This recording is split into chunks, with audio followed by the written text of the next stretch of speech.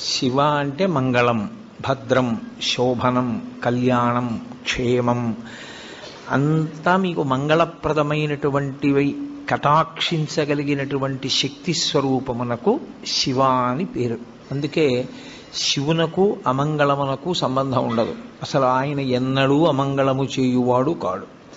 ఎప్పుడూ మంగళం చేసేవాడెవరో, ఎప్పుడూ భద్రాన్ని చేకూర్చేవాడెవరో, ఎవరి అనుగ్రహం చేత శుభ పరంపర మనకి కలుగుతుందో అటువంటి మహానుభావుణ్ణి శివ అని సంకేతిస్తాం.